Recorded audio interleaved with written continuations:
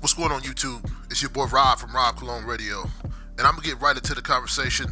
Today's video is gonna be about whether or not the UFC should be awarding Tyrone Woodley, the former welterweight champion, another crack at getting his title back.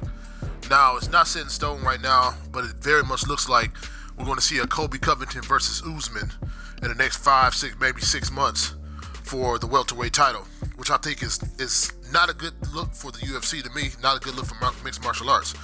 I know as far as the money, it makes a lot of sense, but if you look at the whole aspect of the welterweight division, the welterweight division has been historically boring.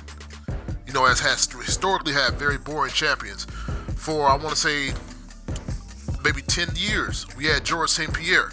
Dude didn't finish anybody since 2006. Left the UFC in a bad situation because he left after he had a controversial win over Johnny Hendricks. Johnny Hendricks went into a deep depression. He wasn't able to compete successfully. Lost his belt to the champ that was defeated by Tyrone Woodley, Robbie Lawler. And then you look at Tyrone Woodley's historic rise and, gain of the title and how he performed and how exciting he was. Now, given Tyrone Woodley does not have as near as many fights as Georges St. Pierre does, but when you take those fights pound for pound, they were better fights. They were better performances. They were dominating victories with no discrepancy on about who won or not.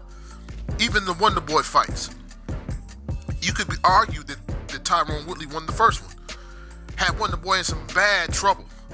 It kind of reminds me of the fight with Robert Whittaker and Yael Romero. I don't know who was judging those fights, man. I don't see how a person can be to the point of just before they get stopped. And if you don't have 10-8 rounds outside of that, how that becomes a draw or how that becomes, a unanimous decision for the person who was put on their back. I don't understand that. But Tyrone Woodley is the most exciting welterweight champion outside of Robbie Lawler, which he decimated and got his belt from. And then you look at how Dana White is talking about the welterweight division. Dana White doesn't want to say it, but you can tell the way that referee was refereeing that Usman fight with Woodley. Dana is terrified to have another boring welterweight champ. You remember John Finch? I wonder if anybody remembers John Finch. John Finch was considered the most boring mixed martial arts fighter that has ever existed. Dude pretty much wouldn't box at all. Only thing he would do was take people down. And then even when he took people down, he wasn't going for the finish. He was just laying on top of them, getting chip shots, just controlling the match. Just controlling the match, which is funny, like when you look at boxing and other sports, you have certain people that do that. I'm not going to name names. And people ridicule them and criticize them and say they're boring. People wouldn't pay astounding amounts of money to see Pacquiao versus Mayweather. And then after the fight was done, oh man, that was a boring fight. No, it was boring because your boy lost. It's boring because the person they wanted to win lost. But I'm not going to go off on that rant right now. I want to specifically talk about why I feel like Tyrone Woodley deserves another chance at getting his belt back. Now, like I said, there's a lot of pressure at this point for Tyrone Woodley to consistently keep up with the exciting fights and finishes. The exciting finishes and fights. Like I said, Dana, harped out on him for a long time. And even the fans themselves harped out on Tyrone Woodley, saying he had boring fights. And not because of necessarily he had the boring fights. I really feel like a lot of people were just scared that he was going to turn out like Georges St. Pierre and just be this coach dude who goes in and doesn't really look for the finish. He just wins by decision. Like I said, man, Georges St. Pierre hadn't finished anybody since Matt Hughes. Well, he finished Matt Serra, but that was just a technical stoppage.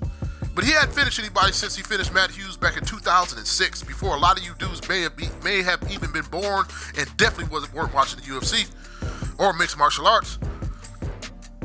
I've been watching mixed martial arts since about 1998. But there was a lot of pressure on Tyrone to continue to deliver exciting fights and finishes. He could have went in there against Usman and just wrestled the whole night. But two things factored in. For one, he fought the same guy pretty much 3 times. You know, Darren Till and Wonderboy Thompson twice. So he got used to a certain style. Now he goes back to facing a wrestler. And he's still looking for that big finish, but it's not there. And this dude is approaching the fight totally different. Now, I don't know how much the outside of the ring antics and him being and Willie being busy doing other things factored into this, but definitely the pressure to finish and the type of fighter that he faced, I feel like weighed in a lot. And this is not to take away from Usman. Usman may be top 5 best welterweights, you know, ever. I know for sure Woodley is. Like I said, it's arguable, you know, whether he's 1 or 2, but I know for sure Woodley is top 3 to me. It's definitely top 3. But Usman is up there. Usman is up there. That dude's gonna stick around for a long time. I don't know how things will play out, you know, if him and Woodley cross paths again. But I'm just saying, from my aspect, I feel like you shouldn't just write Woodley off and make him have to climb back up the ranks after trying to put on a good performance and it just not working out for him. I know it doesn't seem like that to a lot of people because they look at it and say, well, dude didn't do anything. But Woodley was catching Usman with some shots in that fight. You know, it wasn't like as one-sided as you think.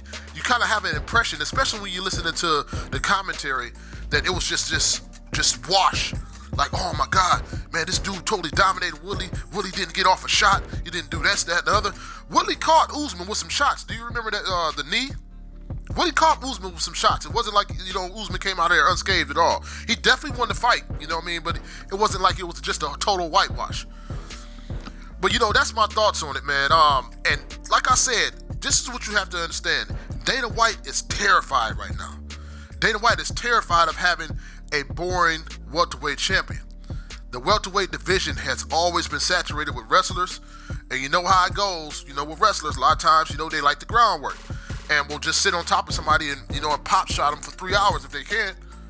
You know, that's how it goes. You know, even Ben Askren, you know what I'm saying? You can look at him, man. Ben Askren gets on top of people.